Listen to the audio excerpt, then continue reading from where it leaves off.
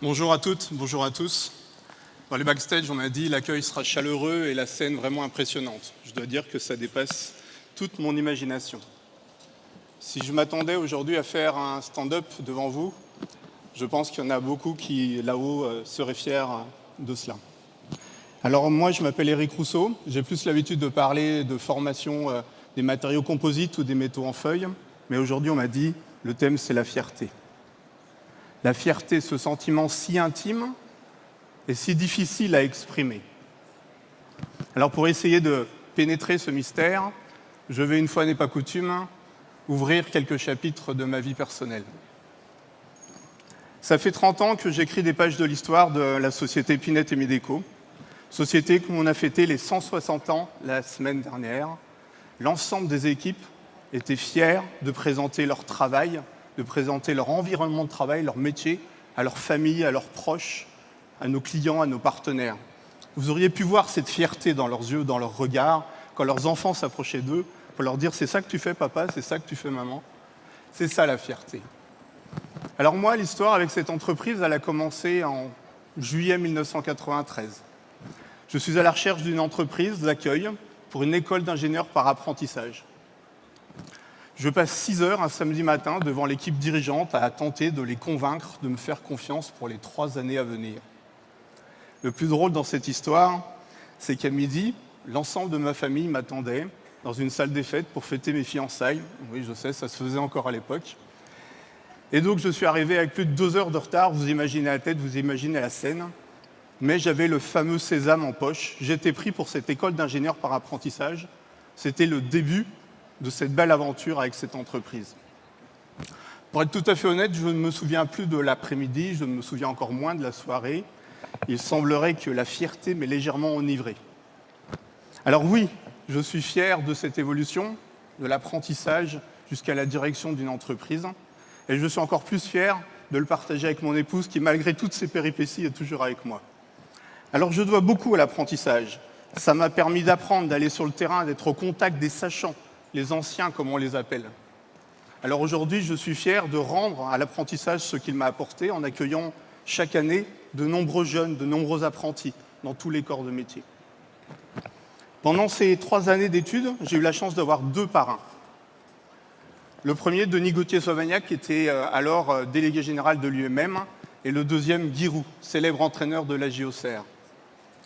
Le premier m'a appris la force de l'échange, de l'écoute et de la négociation. Le deuxième m'a appris la valeur du travail, la force du collectif et le fait d'avoir des valeurs et des règles communes. Mais il m'a appris aussi que la famille était importante et qu'il était important également de tendre la main à l'ensemble des femmes et des hommes qui constituent l'équipe ou l'entreprise pour les emmener avec soi dans la success story. Leur tendre la main.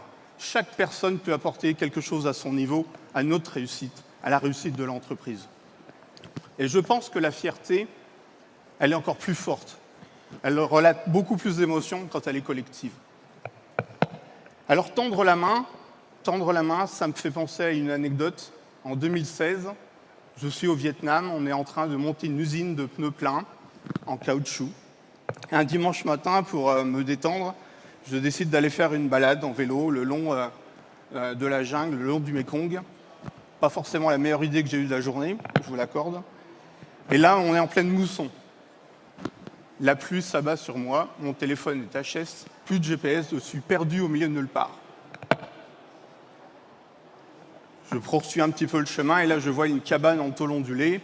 À l'intérieur, une femme qui tenait dans ses bras un bébé et qui me fait signe de venir m'abriter. Elle ne me connaît pas, ne me doit rien et elle m'offre tout. Elle me tend la main, elle m'offre un toit, elle m'offre une boisson, un thé et une serviette pour tenter de me sécher. Une fois l'orage terminé, elle me montre le chemin pour rejoindre Ho Chi Minh, là où j'habitais, de manière à ne plus être perdu au milieu de cette jungle. Alors depuis cette scène ici à Paris, on a l'impression que cette anecdote est anodine. Mais en fait, quand j'étais là-bas, cette main tendue, cette personne qui n'avait pas grand-chose mais qui m'a permis de poursuivre mon aventure, de poursuivre cette évolution, c'était beaucoup. Alors cette histoire façonne ma raison d'être, ma façon d'être, au quotidien dans l'entreprise. Et aujourd'hui, je suis fier de pouvoir emporter toutes les équipes avec moi, de les emporter vers le succès, vers des objectifs toujours plus hauts. Je suis fier de leur engagement dans la société. Alors, bien sûr, nous, industriels, on ne sauve pas le monde. On n'est pas des médecins, on n'est pas des chirurgiens, mais je pense qu'on est créateurs de valeur. On est également créateurs d'un monde plus propre, un monde bienveillant. On est tous les jours acteurs de la protection de l'environnement, de la transition écologique. On partage la valeur, on crée des emplois. Alors je pense que nous pouvons toutes et tous fiers de cela, de ce qu'on apporte. J'ai deux autres points de fierté. J'ai au cours de ces 30 dernières années pu voyager sur les 5 continents, dans de nombreux pays, et j'ai pu rencontrer des hommes et des femmes, voir des conditions de travail parfois très difficiles, des conditions de vie encore pires, et un faible taux de productivité ou un taux relatif par rapport à ce qu'on peut trouver en Europe et particulièrement en France. Alors aujourd'hui, devant vous, je peux le dire, je suis fier d'être français. Je suis fier d'appartenir à la French Fab. Nous sommes un pays de challenge, d'innovation, de progrès. Le deuxième point, c'est d'avoir avec mon épouse eu 2 enfants. Une fille qui est aujourd'hui infirmière, un fils qui est sapeur-pompier volontaire et futur infirmier. Des métiers de passion, des métiers d'engagement au service des autres. Alors je pourrais dire quelle fierté, la boucle est bouclée. Alors, derrière moi, vous allez entendre des sons de cloches de vaches dans les alpages. Ce son me rappelle ma Haute-Savoie natale, là où j'aime aller me ressourcer. Mais ça rappelle également la fin du temps réglementaire dans certains stades de rugby. Le rugby, ce sport qui, à lui tout seul, résume toutes les valeurs que je viens de partager avec vous ce soir.